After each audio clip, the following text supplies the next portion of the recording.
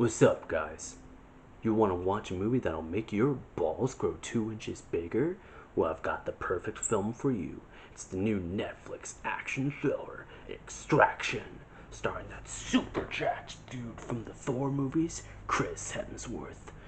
In this movie, it's gonna make your balls so big that you're just not gonna be able to sit right for a week. But don't you worry, ladies. This movie doesn't discriminate, but I gotta warn you though, if you watch it, you just might grow a sack of balls yourself.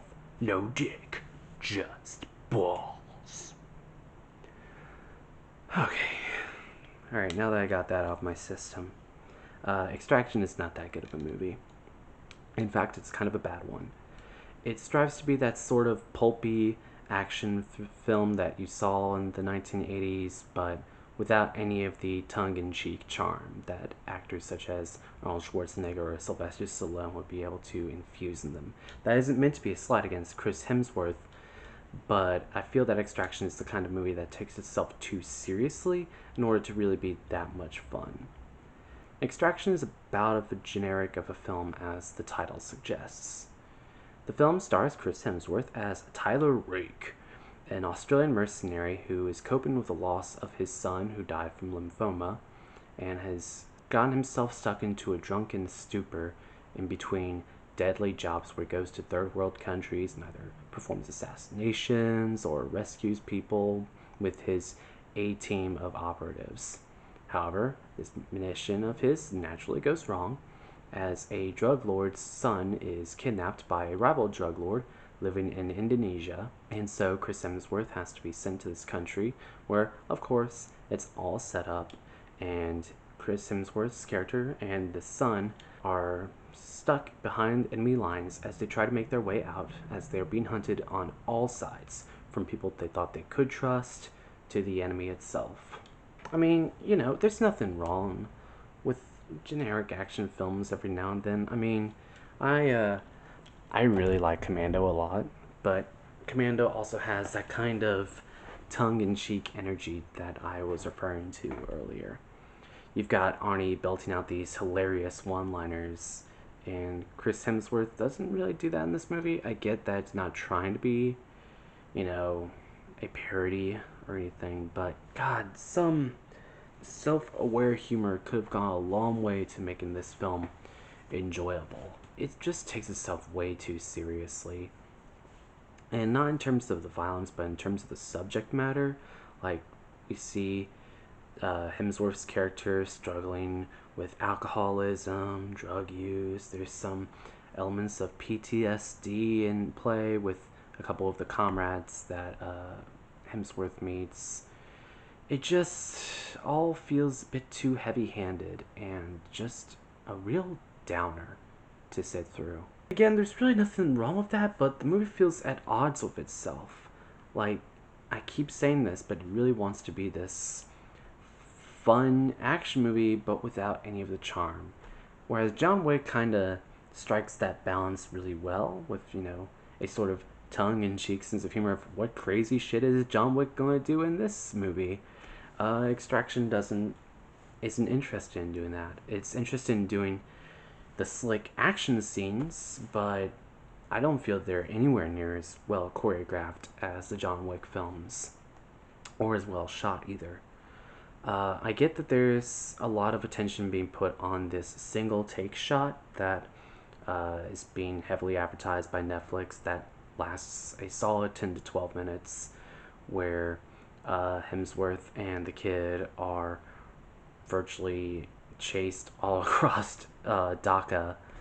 I mean, it looks cool, I guess, but it felt so gimmicky to me. Like, there really was no reason for that scene to be constructed the way it was, especially since the transitions between shots are so painfully obvious.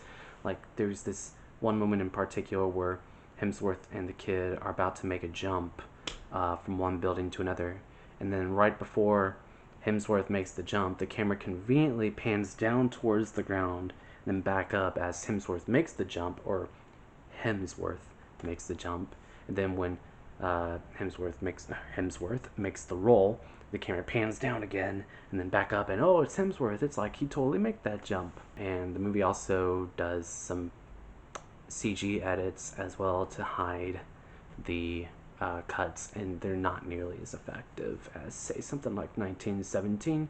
In fact, I don't even know why anyone bothers with these one take shots anymore. It's like they're trying to one up each other. When, let's be real, 1917, Deakins and Mendez have set the bar for what you can do with making a movie look like one shot.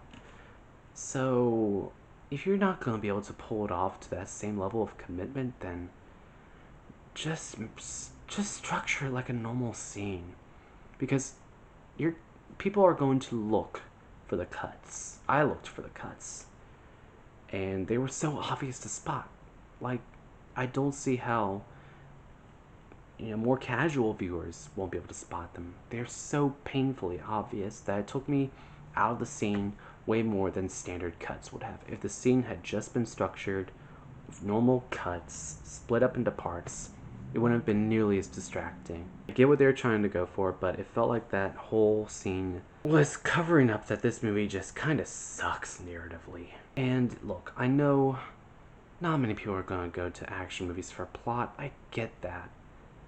But John Wick 1 is about as basic of a plot as you can get. But where John Wick excels is the execution. And that's where Extraction really falls apart. It just goes for generic action movie tropes wherever it can. Like, you've got the foreign country that's colored yellow for some reason. You've got the setup. You've got the guy that Hemsworth knows who betrays him. Spoilers, sorry. David Harbour's a bad guy. I'm shocked. The star that appears halfway through the movie may be a bad guy. What? Like, there's just no element of surprise in this script whatsoever. Even the ending that maybe sort of kind of teases the possibility of a franchise, like, I saw it coming a mile away. And a lot of the issues I have in the story also come down to the protagonist. I feel that out of all of the characters that they could have picked to be the protagonist of this film, they quite possibly picked the most boring one.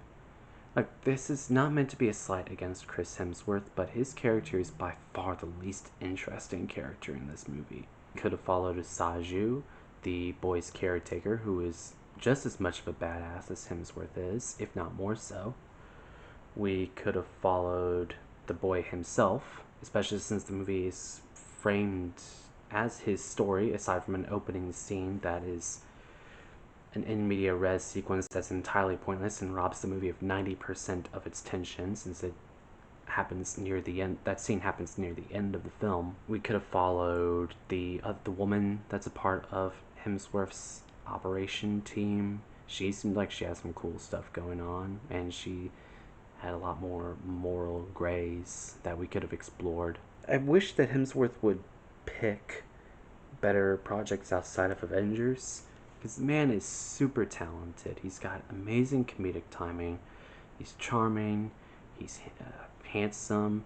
Like, audiences would love to see him in good films. But if he keeps doing stuff like this and Men in Black International, then he should just stick to Thor or something. Or get a better agent. It's weird because this movie is produced by the Russo brothers and written by one of them. So the Avengers connection is very strong. But something to note, the Avengers movies weren't written by the Russo brothers. They were written by Stephen McFeely and Christopher Marcus. And we've come to realize that the Russo brothers may want to stick to directing, because this movie, I keep hammering this home, the script just sucks in this film. And it does Hemsworth no favors. I mean, the movie's got a really talented cast, and it just wastes 3/4 of them.